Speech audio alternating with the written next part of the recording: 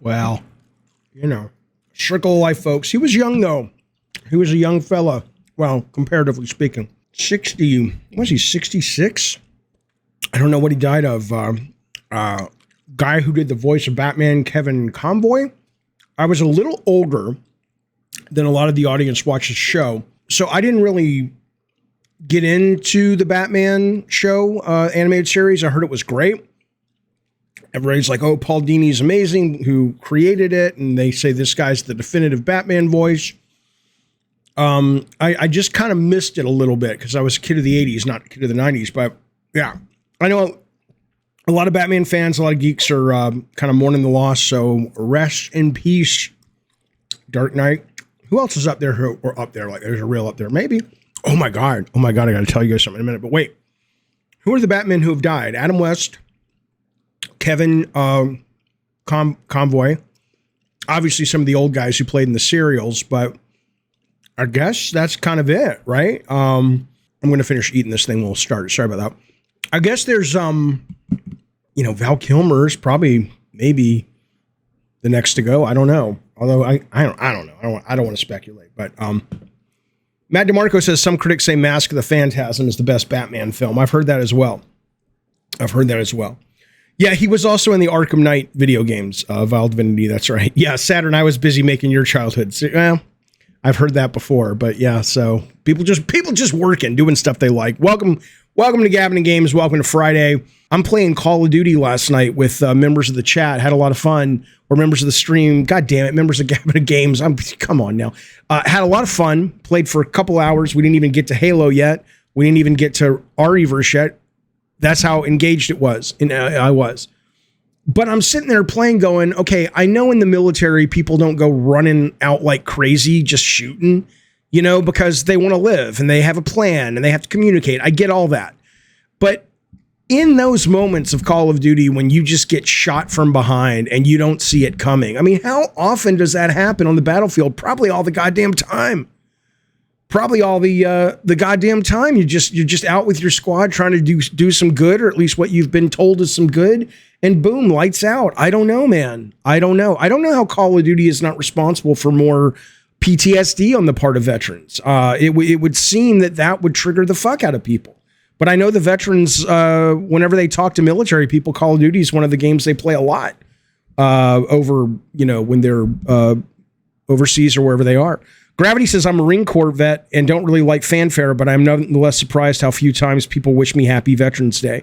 Because it's not really about you, Gravity. That's the thing. That's why Veterans Day is such a load of shit.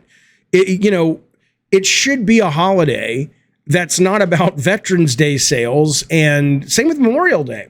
It should be a holiday and it shouldn't be politicized. It shouldn't be about, right or left. It should be about these motherfuckers put on a uniform and go all over the world and risk their very lives, risk not seeing their families ever again, because they're under the impression, I have to say it like that, because sometimes the military's fucking wrong, but it's not their fault. They're under the impression they're doing good. Are they? Not always, but they are doing their job, and you got to love them for that.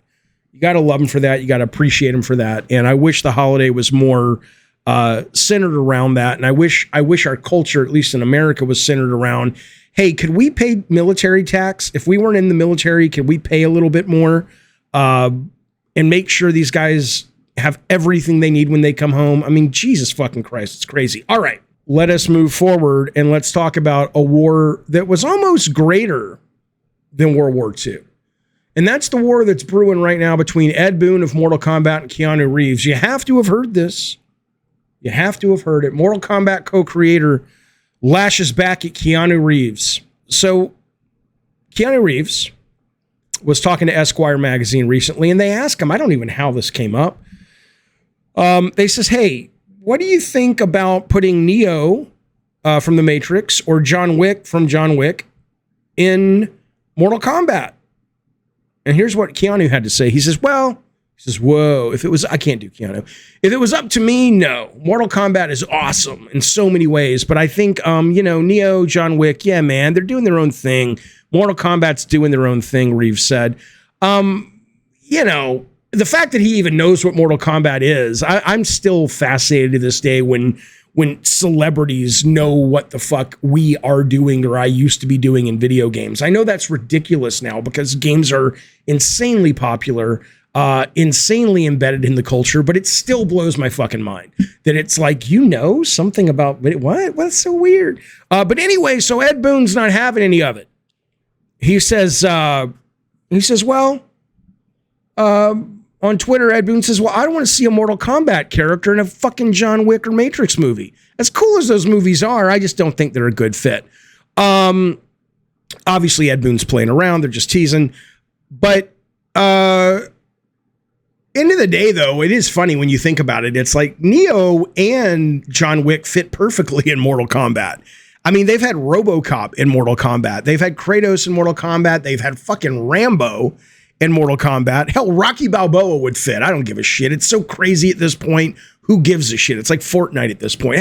Hell, fucking John Wick's in Fortnite. John Wick is in Fortnite. So why is that fucking a problem? But he can't be in the Mortal Kombat. Come on now. That's crazy, man. That's fucking crazy. But anyway, what I will say is, I would love to see the cameos continue when it comes to the Mortal Kombat. That would make me very happy, and hopefully that will happen. Ed Boon actually was talking. He says Boon told Game Informer that when they were talking to Warner Brothers, guest characters came up, and Boon said, I remember they brought up Neo from The Matrix. So there were a whole bunch of ones from that business that creatively we didn't think they would fit. So maybe he's not fucking around, but I'm sure we'll see him appear in multiverses, right? Yeah, I'm going to go ahead and put this into members. He probably doesn't want to see his cool characters getting maimed and killed. Yeah, but he is going to bring Brawlmaster. Yeah, but he is going to be in Fortnite, where you can get shot in the fucking head. So maybe they just offered him a shit ton of money. I don't know if he owns the rights or not to John Wick. Okay, but anyway, whatever. Yeah, sorry about the spoiler in the chat, fellas. We tried. End of the day, it is going to be, I'm doing the best I can. If it happens again, we'll go members only. But to the guy who's out there doing it, dude, first off, you actually don't know all that you think you know. Let's just put it that way. Do you actually think what you just typed is the end of that particular tale? You're a moron if you see that, if you think that. But that said, though, whatever. It's like, wow, you did it. You got someone's attention. I mean, think about it. He got someone's attention. How starved must he be for attention? Think about that. He would like to ruin people. I mean, I'm not even fucking with you. The older I've gotten and the older I've seen, the more I've seen my kids and their friends and how their friends sometimes are a direct result of how they were raised.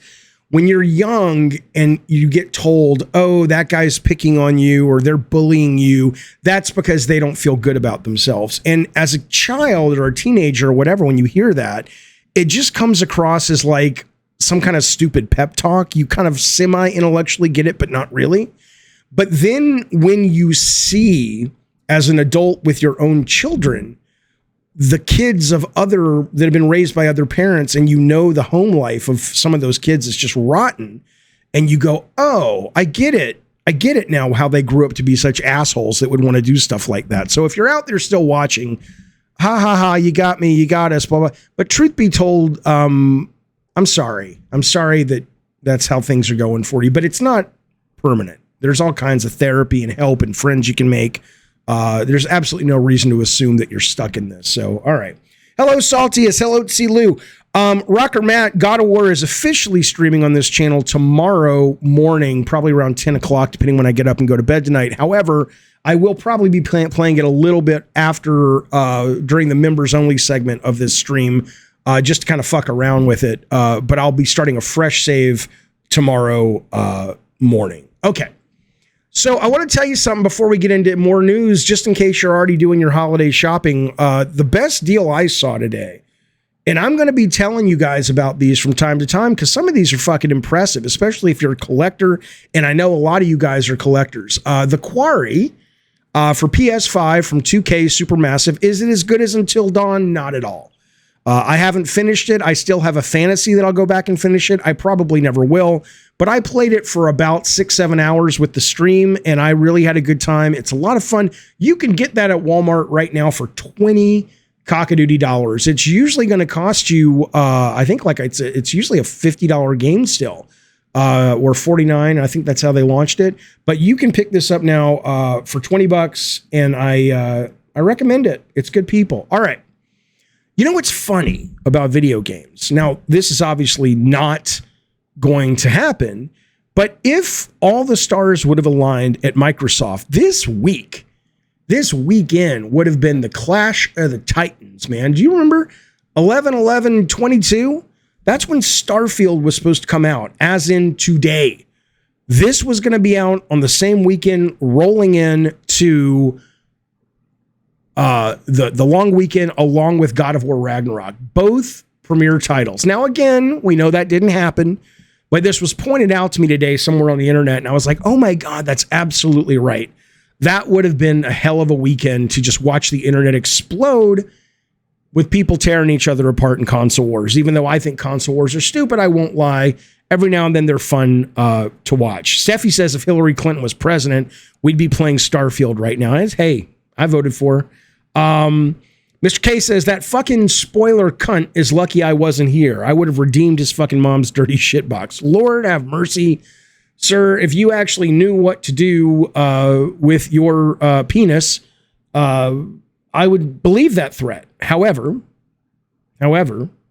alas, that's what I hear is not the case. Okay. Maskissa says, I would much rather have Starfield over God of War. I hear God of War is fantastic. I haven't played it yet. I'll be playing it today and tomorrow. I want to tell you about this. There's not a lot of news coming down, but it's potentially the beginning of what could be a avalanche of great geek video game news coming down. You all know the story from a few weeks ago. The new head of Warner Brothers Discovery. Discovery. Fuck you. David Zaslav. I don't like this guy. But anyway, he appoints James Gunn and some other dude I've never heard of, which is ignorance on my part. I'm sure he's done a lot of good stuff. They are the DC Studios co-chairman. And they announced today, or Zaslav on a call with the Warner Brothers group today said, the plan is for these guys to build a Bible for a cohesive DC universe, one that overarches from films, TV, animation, and video games. So the fact that unlike, and now again, I have loved the Marvel games. I mean, I'm obsessed with Snap right now. I love the Insomniac games. I love Miles Morales. I'm not suggesting that the games from Marvel need a heavier hand, but that's kind of an interesting thing that they're going to have not just movie and TV like Marvel, but animation, gaming, comics, all of it is going to be kind of coming from one funnel. And that one funnel is James Gunn, who is pretty fucking good at what he does. He's pretty goddamn fucking good at what he does. Legend says Starfield is Elder Scroll No Man's Sky. Yeah, I'm okay with that. That sounds great to me. Sir Nick says, I beat it, meaning God of War Ragnarok, and I would pick having God of War Ragnarok over Starfield or Bethesda game. I guess it's what you're in the mood for, though, right? I mean, I haven't played Ragnarok yet, but I get a sense that ultimately it's still pretty linear and handholdy. That may not be true, but that's what, and sometimes I'm in the mood for that. But sometimes I'm in the mood to just get immersed in a world that I get to kind of play how I want, and I want the game to fold around that. We will talk a little bit about Mick Gordon in just a minute, some damn author. Listen to me, though. God of War, speaking of God of War, boom, let me tell you something. I said this before. My mind turns to bonus checks when I read stories like this, so I hope Sony still has a great bonus plan, and these motherfuckers who made Ragnarok compromised in kind, because Ragnarok has broken, and this is just the UK, by the way. They report this shit fast. We have to wait a little bit in America unless Sony wants to trumpet this ship come Monday, which I think they probably will, by the way. But God of War Ragnarok, this is coming from Video Games Chronicle. God of War Ragnarok sales break franchise launch record in the UK. Okay, so let me tell you what that means. The day one physical sales, this is just physical, were greater than the full week launch sales of every previous God of War, including 2018. Okay? Quarterly earnings this month. In a report, Sony said the series reboot, meaning the 2018 one, was one of the biggest titles they ever released that were exclusive for the platform. 23 million. And they're expecting something similar from Ragnarok. 55% of the UK PS5 console sales this week are part of the Ragnarok bundle, so obviously that's playing a big part. But it's going to be a monster. It's going to be a fucking monster. I don't know if it's probably not going to beat Call of Duty because it's only on one or two platforms, but it's going to be a fucking beast to contend with at sales this year for sure. Corden Plays, thank you for the super chat. I want to say Troy is filming also. Thank you for the super chat that came in before the start of the show. It was a nice little sticker and it was a very nice, generous gesture. Thank you, sir. Corden Plays says, the first 8 to 10 hours of Ragnarok is a DLC expansion, but after, it's the most unbelievable narrative experience I ever saw, played, witnessed. God bless you.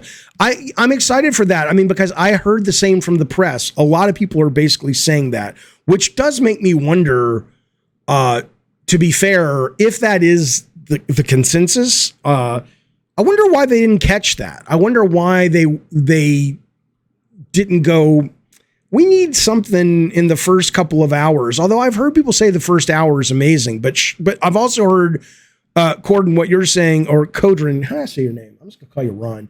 But I've heard a lot of people saying what you're saying as well, which it's really good, but it's samey, and then it just goes ape shit and gets awesome. So,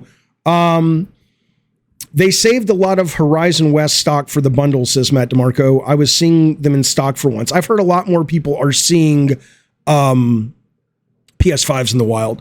Mid-Toker says, why does this new God of War series have to have 10 hours before it gets good?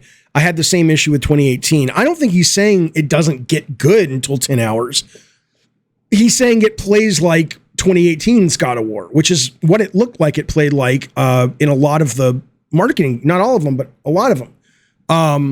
But I love the 2018 version, so I don't think that's a bad thing. But, Mr. K says I'm a few hours into it, and so far it just feels like I'm playing 2018, which is unfortunate because 2018 overstayed its welcome. Okay, well, I will be playing today and all day, not all day, but a lot tomorrow. I'll let you know what I think. I'm very excited to join the conversation. Speaking of joining, I just want to remind you, membership has its privileges. Yeah, I ripped that off. Consider a subscription or, more important, a membership in any tier to Gabbin' Games. We do all kinds of things as members here at Gabbin' Games. We do game nights. We did one last night. Members will be able to stick around later today and chat. Tomorrow's God of War playthrough is all members only. You can watch it. You can only chat if you're a member. Later today, depending on how late we go with this stream, I will be streaming God of War Ragnarok for a little bit. I will also be streaming I'm in Love with Your Dead Grandmother. And that will be for members only. So I'm just saying, consider a membership. It'll make you feel good in your nether regions, and it'll make all the ladies and the men folk in your life want to take you to Pound Town. Okay, now, I want to say one more thing about God of War. There, until I play it, there was an article that ran in Game Informer, and they were talking to Eric Williams, the director of Ragnarok. And I'm just fascinated by this. So Eric's talking to the interviewer, and Eric asked the guy, he says, do you know what aphantasia is? Okay. Aphantasia. And the interviewer says, I don't know what that is. And this is what Eric has to say. He says, it's where you don't see things in your mind's eye. I've heard about this before. I know a few people who say they have it. He says, so I close my eyes and I can't see anything. Like you tell me, think of a green apple. I can't see it. I can't picture anything in my head. So I compensated for this on God of War with a crazy ton of reference, images for everything. I pulled tons like an artist. One of our artists finally said, dude, you really don't need to do all this. And I was like, I do, because I need to know that we're looking at the same thing. I didn't even know this was a thing. I thought that was just a figure of speech. I can see in my mind's eye. And then I read about it in the Pixar book, Creativity Inc., Overcoming the Unseen Forces That Stand in the Way of True Inspiration. Great fucking book, by the way. And Ed Catmull has this, and Eric says, I was like, whoa, this is a real thing. So it did affect how he directed God of War. It certainly wasn't a problem, but I just didn't know that. And I struggle to even understand how you could have this affliction. Spencer says, I have it. I don't, in the chat, I don't understand. But I mean, of course I don't. Of course I don't understand.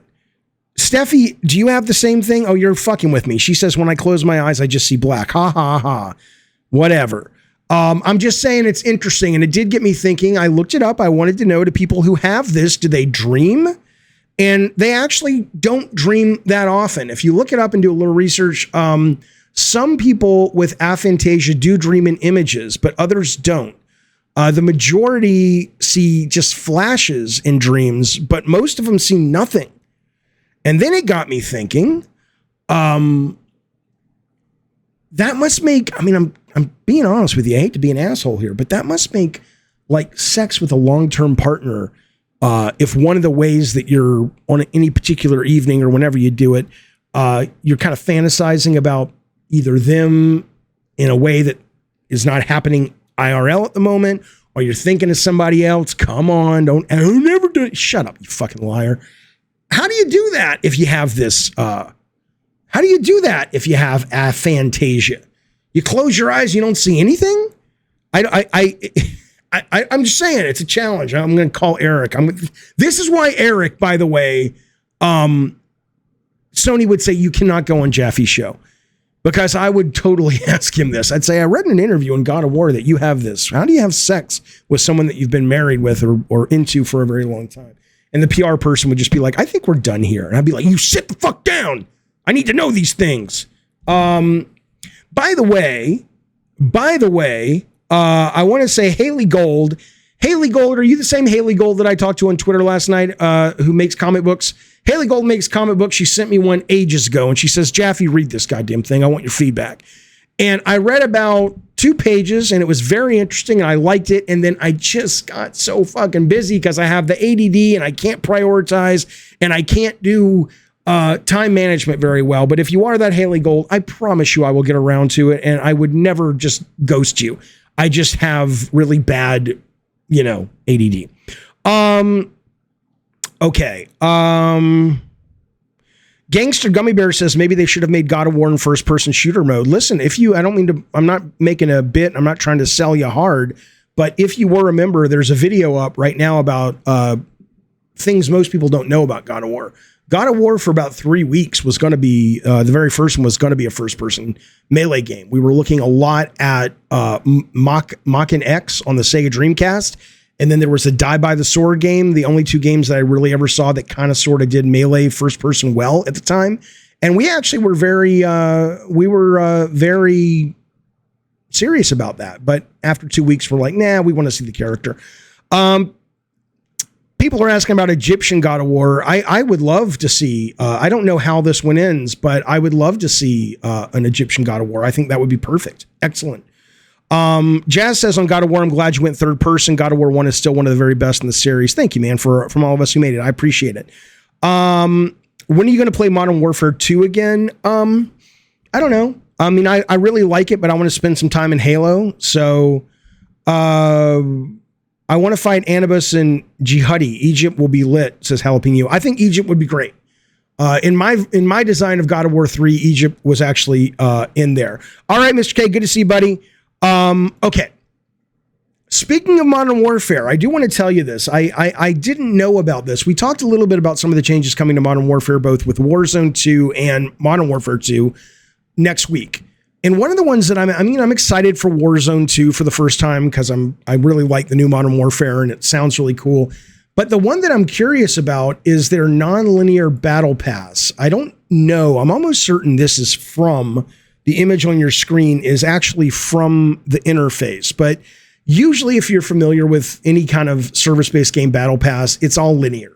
Level 6, you unlock the chest and maybe there's a mystery in there. And then level 7, you get the operator skin. Level 8, you get the attachment to your gun, whatever. But what they're doing here is very much like, a typical RPG, which is they're kind of clustering it and letting you choose what you want to unlock. So you still, like in RPG fashion, you may not be able to go all the way to the outskirts of your battle pass right away because it's level 12 at the outskirts and you start at level 1. So you've got to kind of spider web it out. But you can go for weapons. You can go for operator skins. You can go for vehicles. And I've not seen that. And for me, I think that's going to actually make the game a hell of a lot stickier, even though I think it's already pretty sticky, because a lot of times I'll finish a round in Mortal Kombat, Call of Duty, and I'll just be like, I don't really give a shit that I just won that. But if I'm able to go, ooh, I want to fucking get the ability to fly that fucking cool helicopter, and I work on that for like 20 fights and I get it, that'll keep my ass in that goddamn seat. You goddamn right. Gangster Gummy Bear says, there is honestly nowhere else to take gaming anymore. Oh, no. Spoken like somebody who only plays AAA console games. He says, gaming's been around for 40 years. All the ideas have been implemented in some way or another. I'm going to show you guys after the break, a little bit later in the show, a game I played today in a demo. And it has me as excited as when I played the unpacking demo about a year and a half ago, which I just thought was sublime. There are a lot of interesting games being made that are fresh and unique. They just happen to be being made more often than not always, but more often than not in the indie space. Where's the God of War first-person video? You have to be a member. And it's in the God of War section of the videos on the YouTube channel. What the bat has never been done before. I don't know what that means, Steffi. I apologize. I don't speak fucking batshit crazy. Okay. You see what happened yesterday? Well, okay, I gotta hit this. Jerry A says, look, if you told me I would be excited about a game where you play as a cat, I'd think you were nuts. Well, okay, but that's not really addressing Gummy Bear's comment, though. No offense, because that's just a protagonist swap out animation, but it's still kind of the same game you've been playing before. So thematically, you're right, it's unique, but gameplay wise, I don't think most people looked at Stray and were like, "Whoa, that's fucking fresh and crazy." When it came to the moment-to-moment gameplay, I could be wrong. I haven't played it yet, but that's what I remember reading.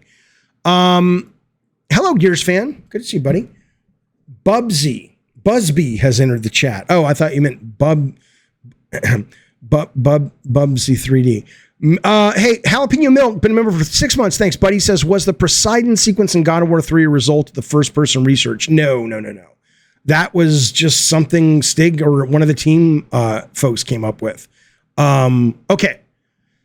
So we all know what's been going on over at Twitter. Basically, this is not about Twitter. It's about Twitter companies related video games. But I get, and I don't know where it stands today. I think I do. But basically, Elon Musk, who owns Twitter now, fired pretty much all the decision makers. He's making all the decisions, which is really proving to be amusing and sad at the same time. As a guy with poor executive function, I know I totally understand. All I can tell you is it reminds me when we had Calling All Cars or Twisted Metal or Drawn to Death out, and I watched people playing when it first came out. Like I watched the data come in and I was just like, okay, I want to fix this. I want to make it great. So, okay, let's change this. Let's change this. I want to do this. And I remember the programmers that are a lot more logical minded than me were like, dude, let's change. I know you're in a hurry and I know you want to solve it tonight, but let's change one at most two things at a time. Let's see how that affects things and then sort of take the next step. But Elon Musk clearly doesn't have people to tell him that or people that he's listening to. So he's just like, I'm changing this. You didn't like that? Let's change this, right? So what he's doing now on the Twitter is he had it up until yesterday morning where anybody can have the verification stamp that some people covet. I think it's stupid. But anyone can have that as long as they pay $8 a month, okay? And there was no distinction between a paid for stamp and a stamp that you got because Twitter verified you and said, okay, you're actually someone of note in this field and we want people to be able to go, that is really the person, you can't impersonate him. Well, suddenly everybody's buying the $8 stamp and pretending that they're companies, pretending that they're people. I saw one today where it was like, Somebody was the George Bush Jr. account, President Bush's account. He's like, man, I sure do miss killing people. And then Tony Blair fake account responded and he said, oh, me too, man. And I'm just like, if you didn't know any better, you'd go, that's the official President George Bush's account. So anyway, what's been happening though is Nintendo's gotten fucked and thrown under the bus. Valve has gotten thrown under the bus. Somebody tweeted out through the quote official Nintendo account yesterday, this picture here of Mario flipping people off. Nintendo clearly wasn't happy. So and then on Valve, they said, a verified Valve account was also used to announce Ricochet Neon Prime, which was billed as the next competitive platformer for the company behind Half-Life and leading online digital sales sort scheme. So a lot of people took this serious, and then Musk today said, okay, we'll give you one check to say if you're verified, and we'll give you the blue check to say you've actually paid. And I don't care about all of this. I don't give a fuck about all of this. I did buy the blue check, but I think it's ridiculous, but I have had Twitter Blue since it launched, and that has allowed me to post longer videos, and up until recently, that allowed me to edit my videos. I don't know if everyone can edit their videos after they post for free, but I absolutely have been able to since I had Twitter Blue. So I'm like, yeah, of course, I'll pay the extra because it's good. And suddenly I have this blue check next to my name. Well, I don't want it, but because I think it's presumptuous and stupid looking. But that said, last night somebody tweets me, he's like, why is the quartering going off about Jaffe and his Twitter mark? Like, what are you talking about? So here's what the quartering says. Here's what Jeremy says about it. Blue. So if you pull mine up, for example, you could see like David Jaffe's really upset. Like, not really upset. He's like, okay, I got the check, but it's not the blue one. I will never, ever get the blue one, but I was already subscribed to Twitter Blue when it was $3 a month. Posting long videos was gold and very much worth it. I can live with the price hike. Yes. But I wasn't. But you do. So if I click on his verification thing. Yeah. It says this account is verified because it's subscribed to Twitter Blue. But he says it like it's oh, you can't hear it? You guys can't hear it? Let me play it again for you. You got it. You got to hear it. Here's what he says. Account is verified because it's subscribed to Twitter Blue. So if you pull mine up, for example, you could see like David Jaffe's really upset. Like, I'm not upset. He's like, okay, I got the check, but it's not the blue one. I will never, ever get the blue one, but I was already subscribed to Twitter Blue when it was $3 a month. Posting long videos was gold and very much worth it. I can live with the price hike. But you do. So if I click on his verification thing, it says this account is verified because it's subscribed to Twitter Blue. Everyone knows you paid for it. I don't care. I didn't want all I was saying is I didn't want the blue check because I think it's presumptuous. Not the blue check now, because I guess this is a blue check, but because I'm in night mode, it reads as white. What RPG says sounds like you were upset to me. No, my point was, I think anybody who has a blue check, the way it used to be up until yesterday morning, unless you're like a real famous person that people that your life is made difficult because they pretend they're you, it's just a dumb, embarrassing status symbol that you should be embarrassed to have and think it means anything worth shit. Okay? I wasn't saying now if you have a blue check, I guess that means you pay for it. And I'm happy to pay for it. I'm happy that Musk is saying they're going to start paying content creators. I have more subscribers on my Twitter account than anywhere else, and I can post long form videos and make money off them there. I'm happy to do it, but I wasn't aware that that was bad. Okay, some with 4,000 followers had blue checks. I absolutely don't give two shits. No, I agree. Yeah, I had it for the I didn't get an extra character limit, Ravnos. I don't think there's an extra character limit. I got it for the long form videos. I can post up to like 15-minute videos, which I've used before. And I've gotten it for editing, like Rob says. Rob has it as well. But I don't have it for extra characters. I don't think that's a thing. If it is, that could be annoying. Okay. Check should mean that the person is who they say they are, says Ravnos. I guess. I mean, at this point, I think the paid thing is fine. I would hate for someone like the Quartering to think that I'm like trying to hide that I paid for it. I'm happy to pay for it. Jeremy, why don't you go work on your fucking new driveway? Think about that. If you were the Quartering, and I don't listen, I don't know where I sit with this guy, because so much of what he says, I just find offensive and problematic. But I also think he is, I think two things on the positive side. One is if you really listen to him, he's just a guy with an opinion that a lot of people don't necessarily like, but he's not as inflammatory as his thumbnails, and that's what a lot of people judge him on, and he will tell you that. The other, so it's tough to just throw him into the pile of you're just an evil piece of shit. The other thing is, my God, have you seen the house this guy is building for himself?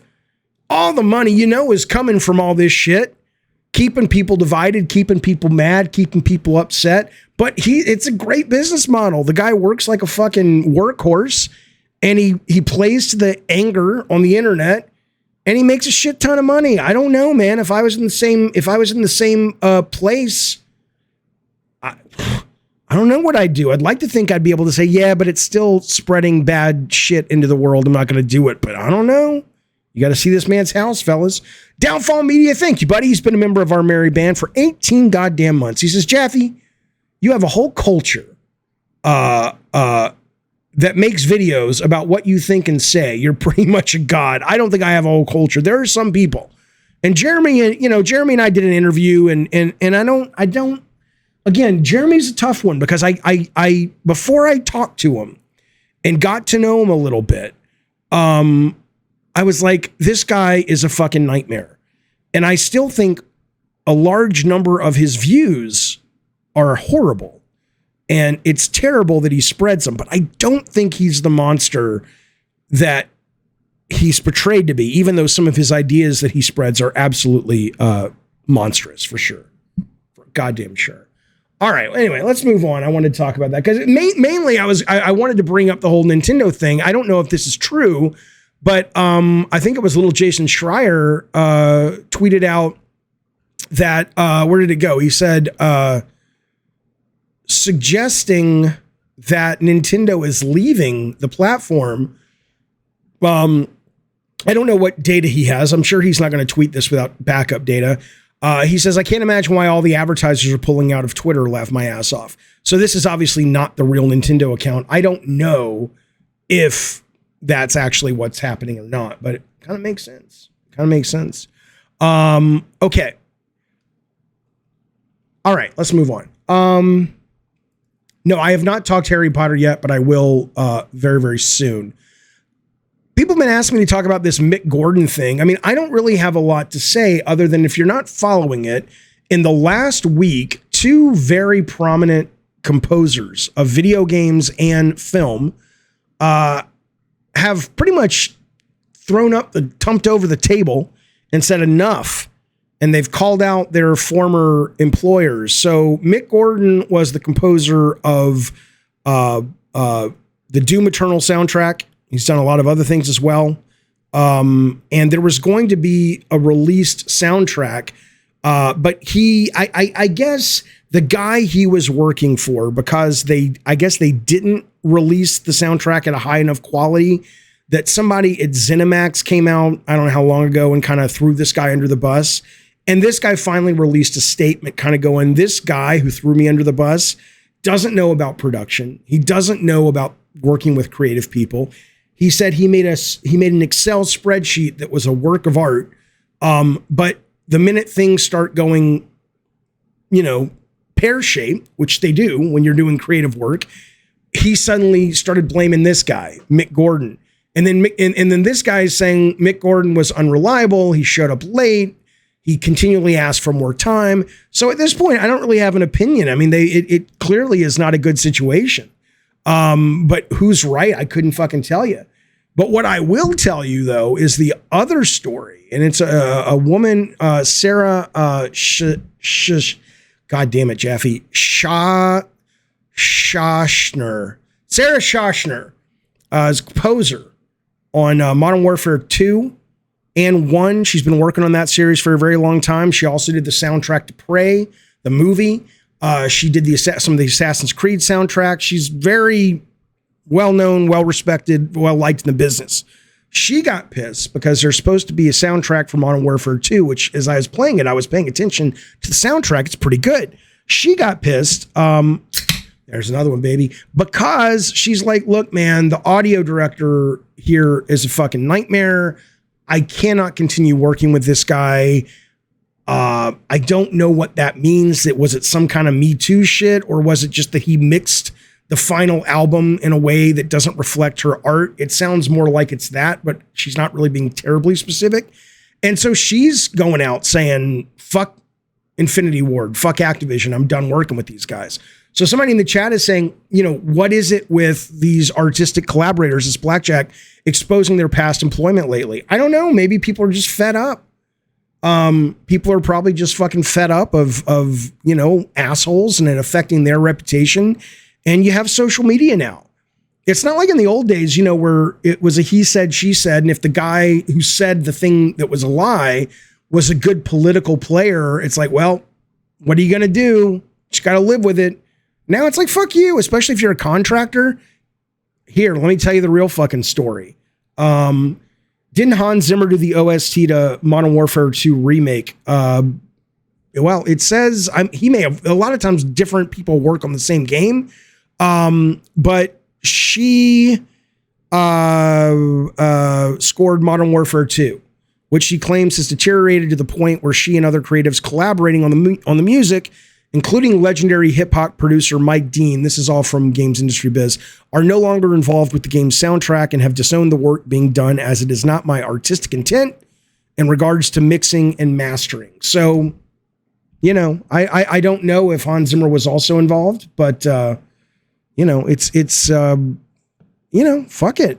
I wouldn't put up with people smearing my fucking good name. Trust me, I'll smear my own name without your help. I know I've got failings. I know I got faults. I don't need somebody to fucking point them out, especially at least in these cases where they may not be true.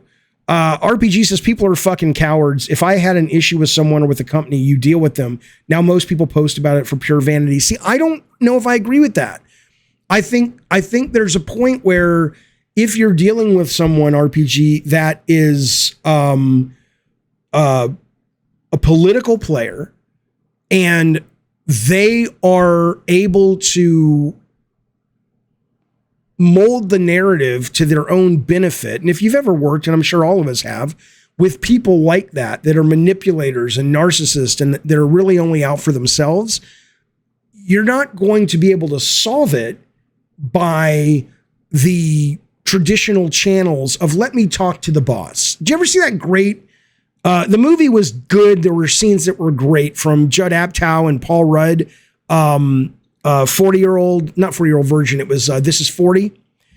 And like Paul Rudd and his wife, I forget what her name is. She's great. Go into the fucking, called in front of the school principal with this other mom, and their kid, they did do some shit, but they just totally were really good at playing the good guys and they got away with it. I mean, that's what a lot of people are like. So sometimes you got to kind of find a new way. And let me tell you something. Let me fucking tell you something. We'll get off this, but let me fucking tell you something. The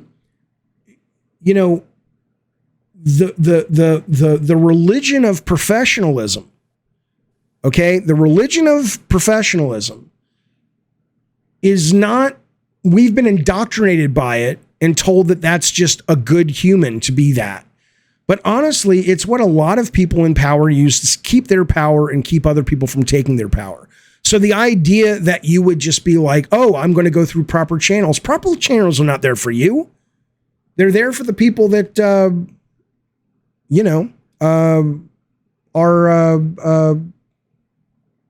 in charge and want to keep their power. I don't agree, Steffi. If you're writing your own music to release yourself, then you can cry about the mastering. If you're working at a huge company, just deal with it. Well, they're not. They're contractors. So they're not employees. They haven't signed an NDA. Look, I'm just going to tell you something. I don't buy it. I don't buy the idea. These companies are so disloyal. Activision Blizzard, which is the company that this Sarah woman is complaining about, this is the company, forget all the awful HR looking the other way when all this sexual harassment shit was going on. I mean, this is the company that just one thing after another, in order to protect Bobby Kotick and protect higher ups. I have no sympathy for them.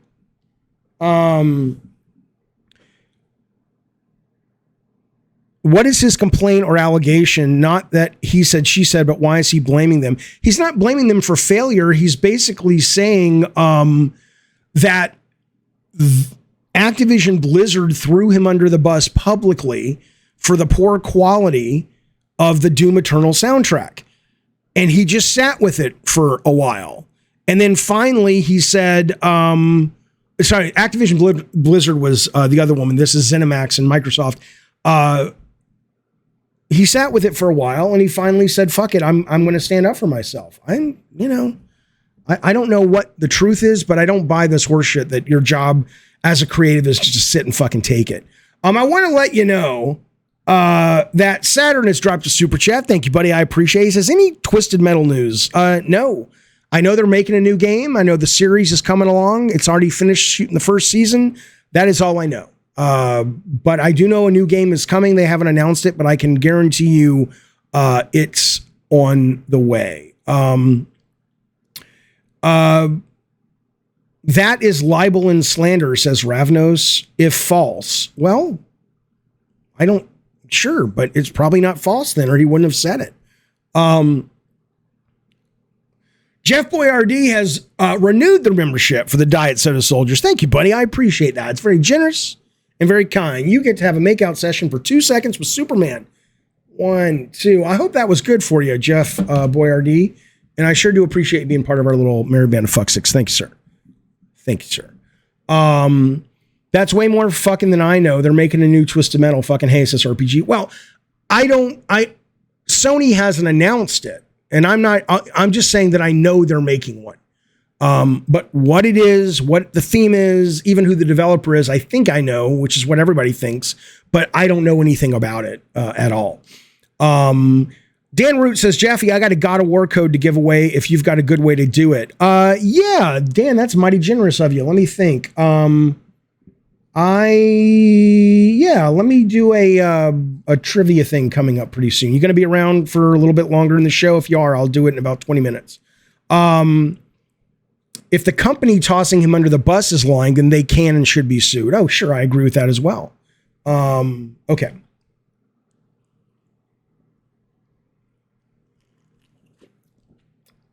Trouble Tech says, how cool would it be, Jaffe, if you made a cameo in the show? I almost did. But I just didn't want to go down to New Orleans, especially with COVID. So maybe next time. Assuming it gets picked up. Not picked up, but renewed after season 1.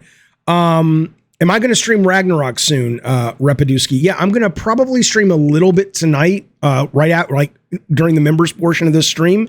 And then I'm going to restart a fresh game because I just want to kind of get acclimated. Great fighting. You're an up-and-coming boxer. I want to get acclimated to it, and then tomorrow morning when I get up, I'm going to start a fresh version and stream for I don't know how long, at least 4 or 5 hours, and give it a play. Saturn, thank you, buddy, for the super chat. He says, "Will I need a PS5 to enjoy the new game?" I have to assume you will, but my guess is based on what we've heard Herman Hulse say as recent as 2 weeks ago, 3 weeks ago.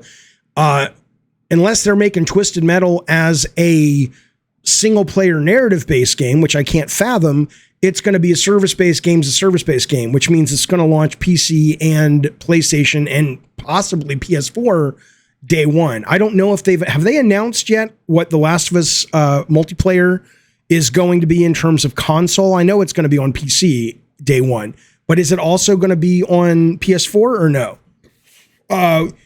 Are there major games that haven't been released on PS4 and PS5?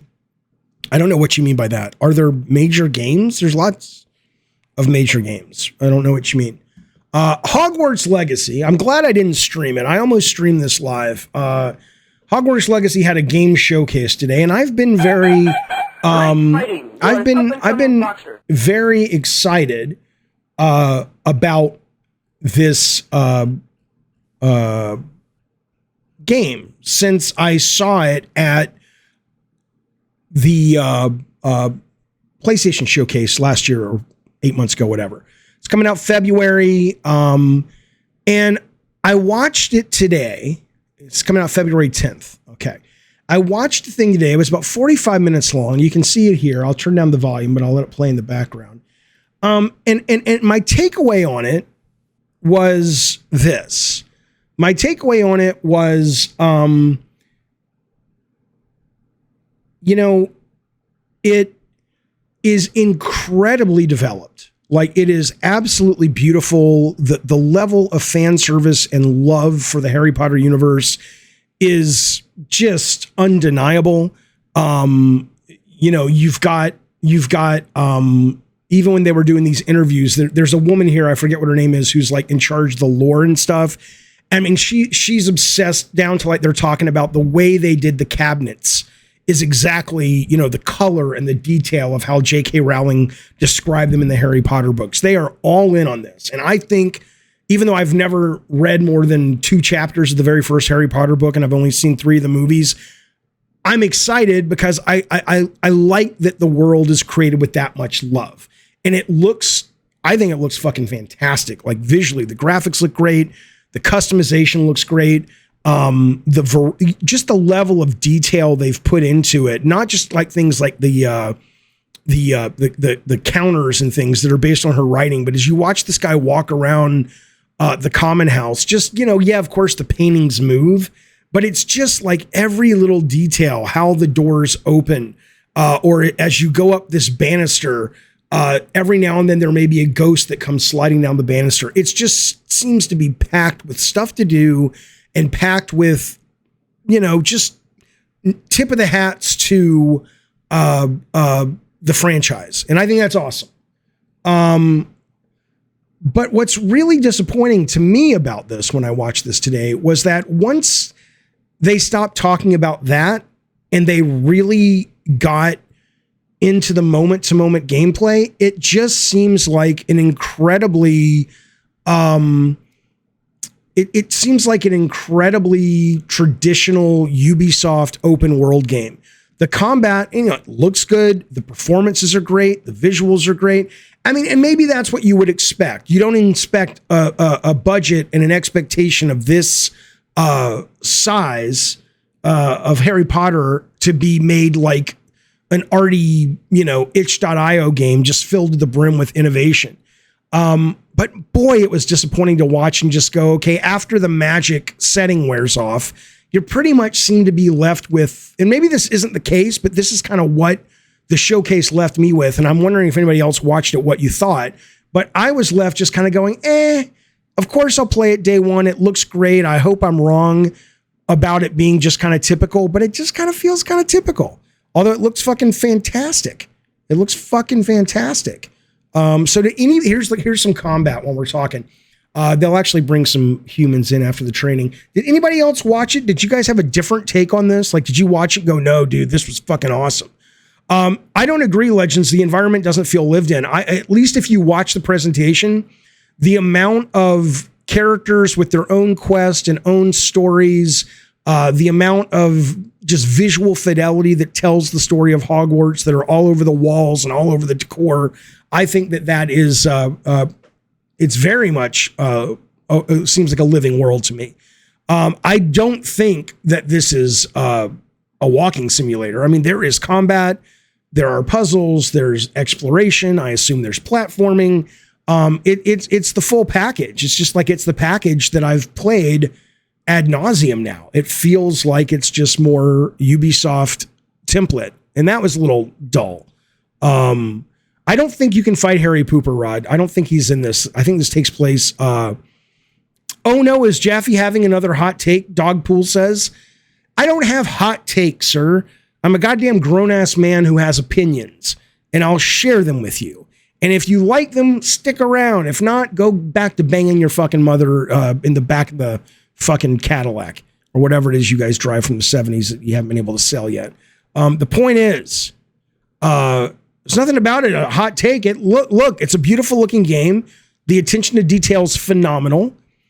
It's made clearly with love, but it also seems like all they're doing is talking about the same kind of mechanics and systems we see in every other game.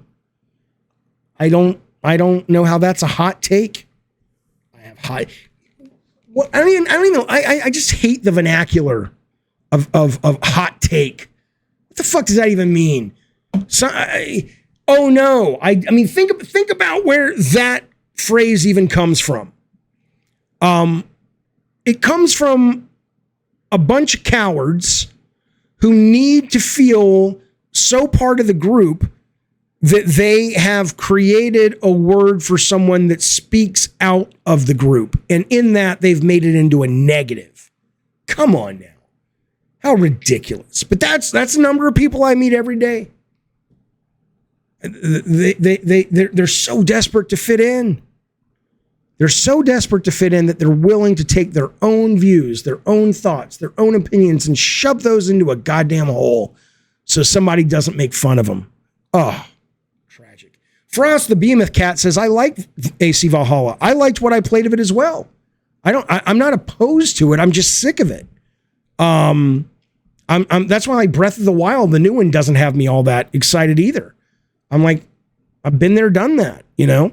I got to tell you though, this guy, I don't know who this guy is. I guess he's a figure of note in the Harry Potter fandom. But this guy, everything was amazing to him. It was just like, you know, I mean, he's doing his job. He's like, you know, he's been hired to sit there and ooh and ah over this shit. But part of that was just made it annoying as fuck. The guy's like, and you can actually jump with the X button. And he's like, oh, no way. I mean, everything was just like, this is the coolest fucking thing I've ever fucking heard of. It just doesn't come off. Yeah, he's an NPC. It doesn't come off. Blackjack is very genuine. I don't like that. He was like, wow, menus. Yeah, let me see if I can find one real quick. Your major abilities. Okay, listen to this guy. Each one of them has these bespoke kind of events. Yeah. Hey. Moments in those missions. And then there are also additional opportunities outside of that through kind of like side classroom missions, essentially, where you can learn additional spells or things that you need in your adventure, and also get to know the professors better. And I just want to call out something that Andrew's been kind of showing off, ways to kind of. Is it running at 30? I don't know. I don't notice. Engage with the world. It's huge. It's a massive open world. Sipping some tea with the Victorian high, high society. High society. And it's no wonder you like this area because we built it for like the purebloods and the Slytherins. Oh, come on. Well, like, speaking of lived in, like, the sound effects again, the chatter of the communication that's happening and the footsteps, like, it just makes it feel more alive. Little events like that. Because it has footsteps? Yeah. No game's ever done footsteps before. Yeah, the game looks super impressive. I mean, I don't agree with you, Steffi. I don't think it's for 4-year-olds. I think it's really fucking cool. But I think it also looks pretty typical. So there you go. Dogpool says the game looks great. Are you saying Dogpool, it visually looks great? In which case, I agree with you. Are you saying production looks great? I agree. Are you saying combat looks good, like kind of fun? I agree. That's not my complaint. Hey, poor degenerate. Thank you, buddy. You're not that poor because you've been here with us for 7 months and I appreciate it. Thank you, bud. He says, have you tried out Cult of the Lamb? It's so good. I've heard that, but I have not yet. I own it. I haven't played it. Everybody says it is quite fantastic, and I will be getting around to it. And thank you for being a member. I appreciate it. Rob the Mod says Monarch, his game he's working on, will have no footsteps. It's 2 next gen. Rob, you're really good at what you do, but this is your first published game. Don't overextend, man. That's why games get canceled. Because of footsteps, things like footsteps. Come on. Oh shit! I have this image in my head of Dogpool, and he's. Oh god, it's so gross. Oh, there it is. Oh, it was just Rocker Matt joining the Diet Soda Soldiers. Rocker Matt. I'm going to write you a song, Rocker Matt. This is for you.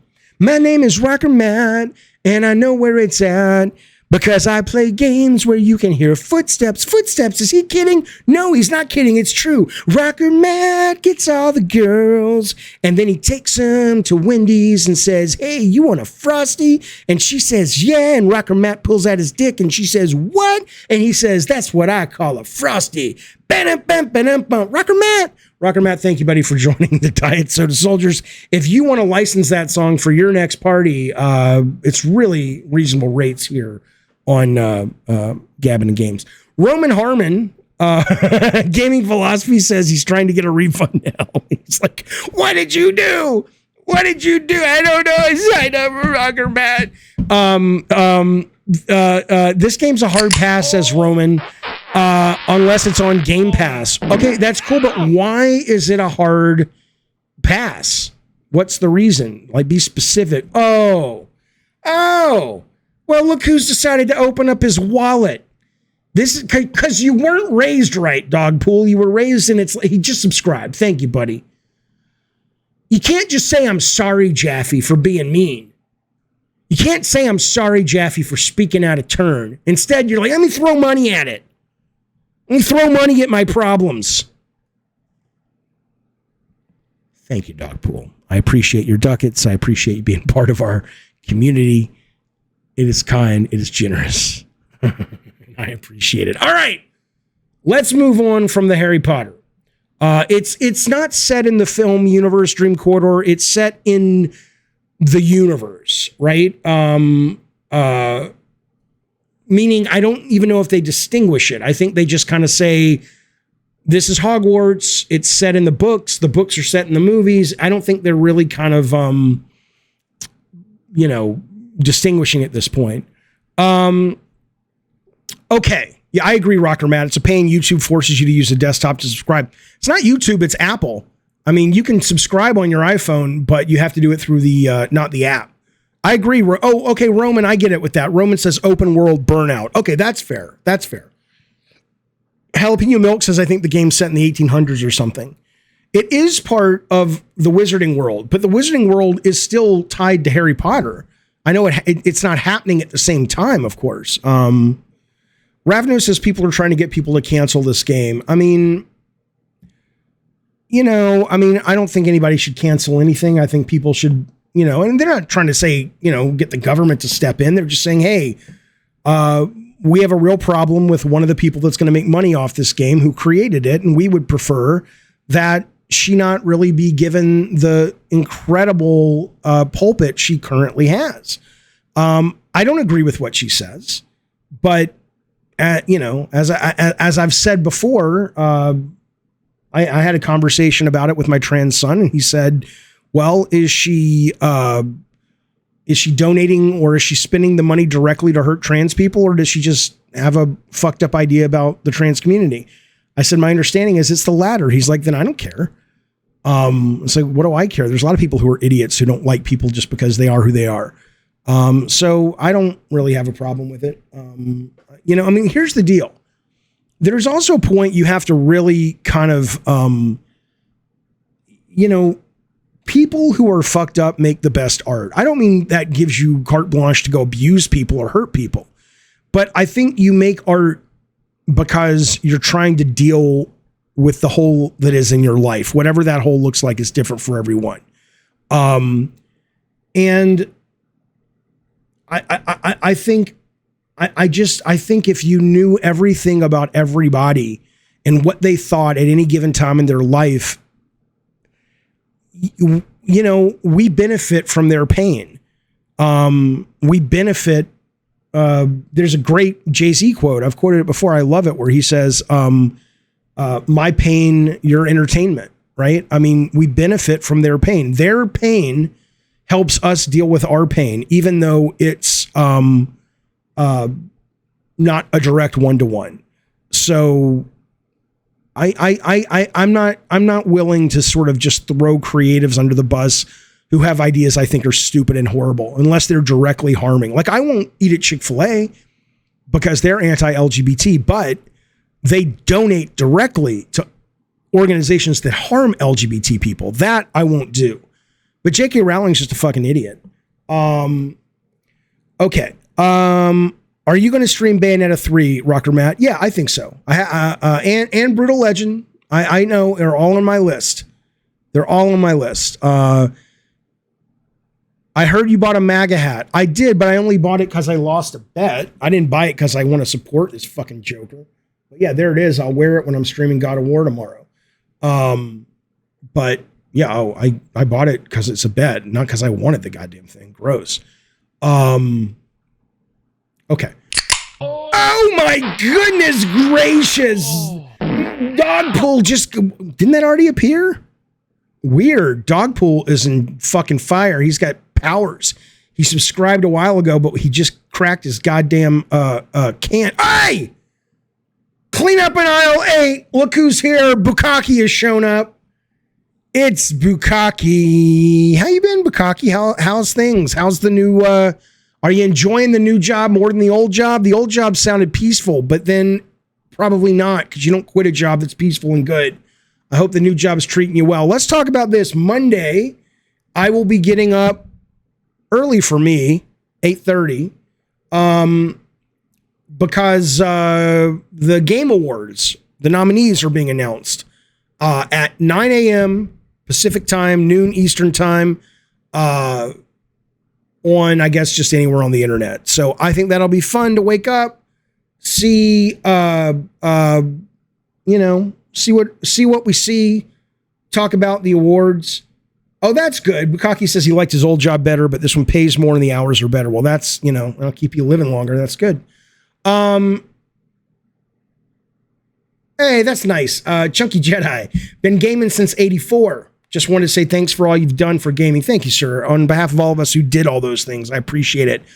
Stick around. After the break, I'm going to be showing something you probably will like if you've been gaming since back then that just came out today.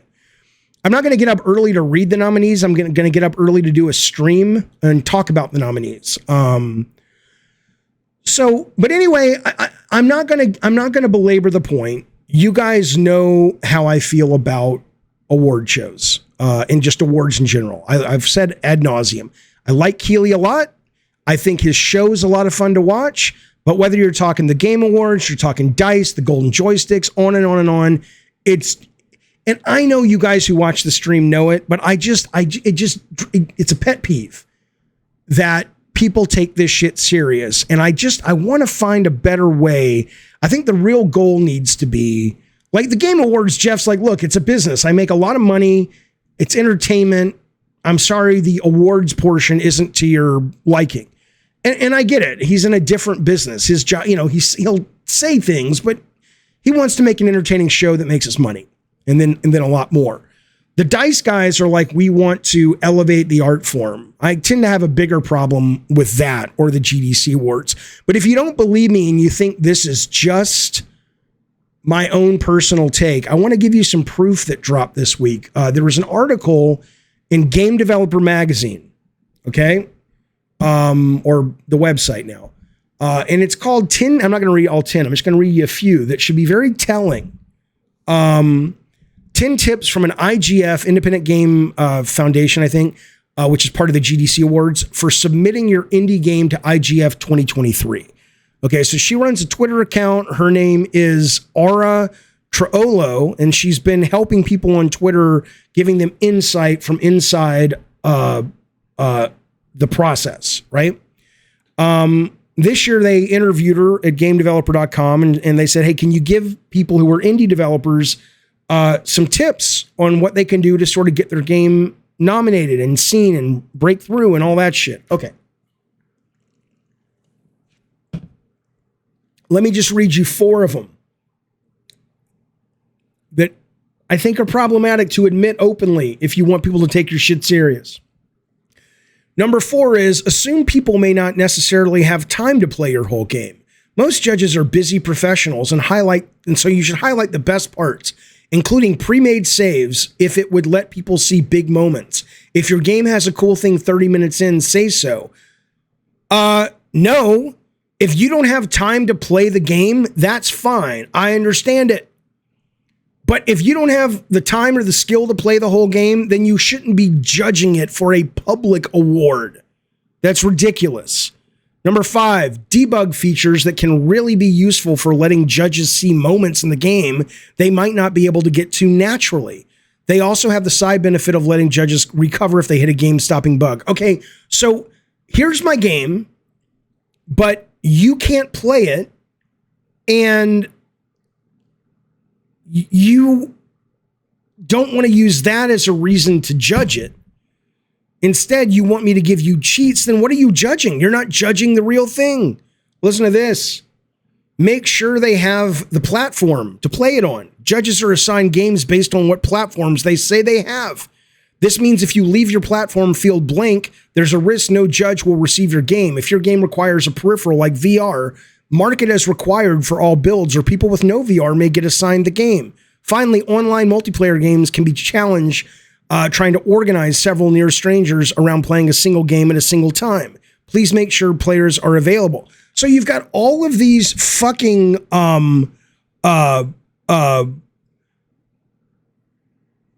excuses that are really kind of saying, here are some tricks to deal with the fact that these judges really aren't quality judges.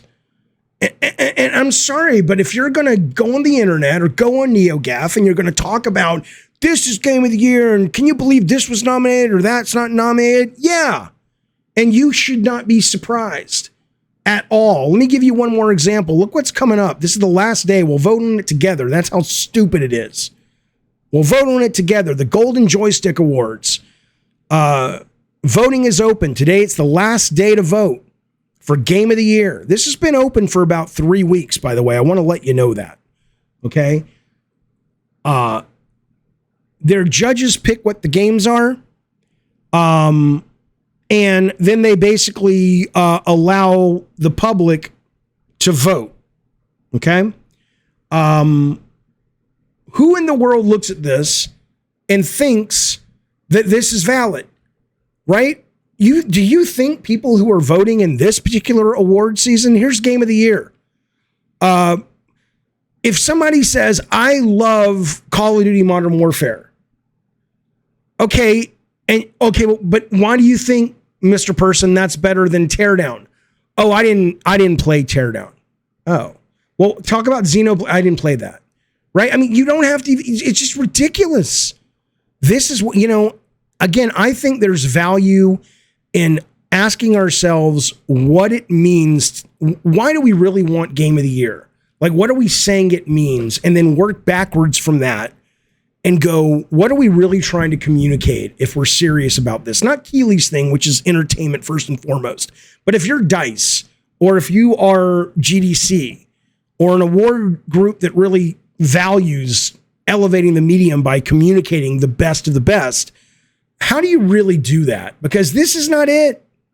Voting is closed. I'm going to vote on Return to Monkey Island. Haven't played it yet. I'll vote on that. God of War. That's good. I mean, what is this? No, fuck you. I hate it. I hate it. Forbidden West wasn't popular or inspiring, says Blackjack. It was popular. I mean, it sold really well. A lot of that was the bundle, but a lot of people who played it loved it. I haven't really played it all that much. I know it looked fucking great. Hey, Michael McGeehee. Jaffe, I like most just want to see the new announcements. Basically, no one cares about the actual show. Not meant to be serious. It will be the same next year. If you're talking about Keeley's show, and by the way, I don't agree with you that no one cares. I think if you're watching Keeley's show just for the announcements, and thank you, by the way, Michael, for the super chat. Appreciate it. If you're watching just for the announcements and the entertainment value, that's how you should watch Keeley's show. But if you're watching DICE, or if you're watching GDC, or some of these other kind of awards, there are people that take it serious. And they absolutely think that there's a winner. You see how these people lose their shit over Metacritic's Game Publisher of the Year? I mean, people take it serious. Hey, there he is. There it is. Thank you, buddy.